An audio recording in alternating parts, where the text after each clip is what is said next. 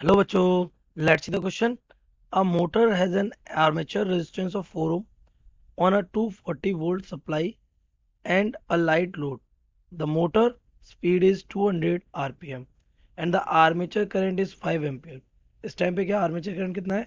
5 ampere. Calculate the motor speed at the full load when armature current is 20 ampere. Let's see the key concept of this question. The key concept of this question: when current is established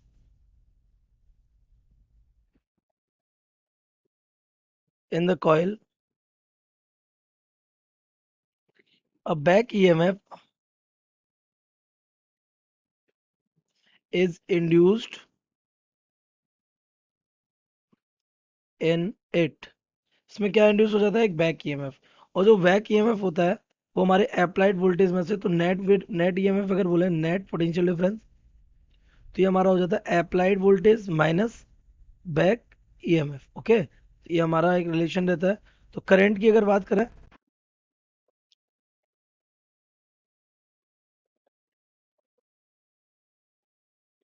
the armature,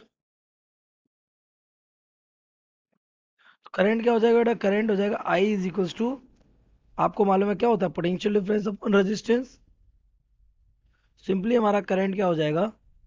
we minus E one या ई upon simply are, है ना. ये हमारा क्या रहता है? Current रहता है किसमें? आर्मेचर में, एट एनी स्टेट. तो सबसे पहले केस बंद दे रखा है आपको. केस फर्स्ट में क्या करंट हमें कितना एम्पियर दे रखा है? 5 एम्पियर. देखिए, फर्स्ट केस में करंट कितना है? 5 एम्पियर है. और वोल्टेज जो अप्लाइड है वो कितना है? वोल्टेज अप्लाइड वी इक्वल कितना है? 240 ऑफ वोल्ट. एंड रेजिस्टेंस तो कोयल का फिक्स ही है, कितना ओम? 4 ओम. रेजिस्टेंस इक्वल कितना हो जाएगा? 4 ओम. तो अगर हम यहाँ से ईएमएफ, पहला ईएमएफ निकालने की कोशिश करें, तो E one is equal to question mark. तो अगर वैल्यूज हम पुट कर दें, तो 5 एम्पियर इज इक्वल टू हो जाएगा 240 volt minus E one upon 4.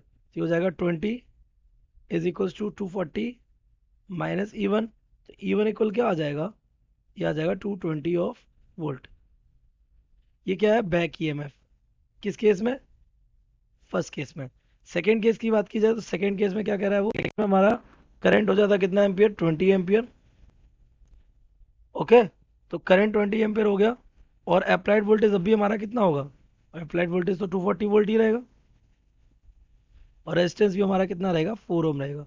लेकिन इस केस का जो ईएमएफ है उसको हम चेक कर सकते हैं. The EMF will be E two is equal, 20 ampere is equal to 240 minus E two divided by 4. तो ये हमारा हो जाएगा 80 is equal to 240 minus E two. यहाँ से ई टू क्या आ जाएगा? 240 माइनस 80,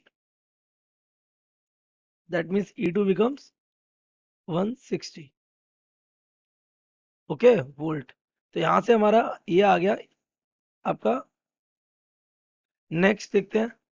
अगर हम यहाँ पे चेक करें तो हमारा जो स्पीड होती है ना, स्पीड ऑफ आर्मेचर, तो speed of armature directly proportional होती है बेटा किसके?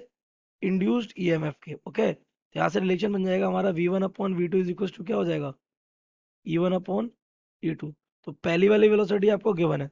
कितनी वेलोसिटी से ऊपर आता? 200 आरपीएम से. दूसरी वाली आपको पता नहीं है. पहला वाला ईएमएफ क्या था आपका? 220. दूसरा वाला ईएमएफ कितना है? 160. तो ये दो जीरो कट जाएगा.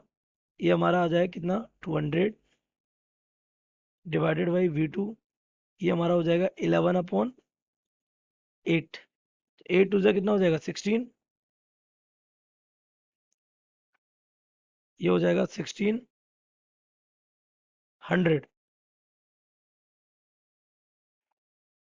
इज इक्वल टू 1600 इक्वल हो जाएगा 11 वी टू. तो यहाँ से वी टू क्या आ जाएगा? 1600 डिवाइडेड बाई 11. तो वी टू स्पीड दूसरी वाली जो आ जाएगी वो क्या आ जाएगी? डिवाइड अगर करें तो 11 वन से 11, 50, 11 फोर सा 40, 4, 60, 11 फाइव सा 55, 11 फोर सा 45 rpm. This is the speed in the next case. So I hope you have understood it well. Best of luck.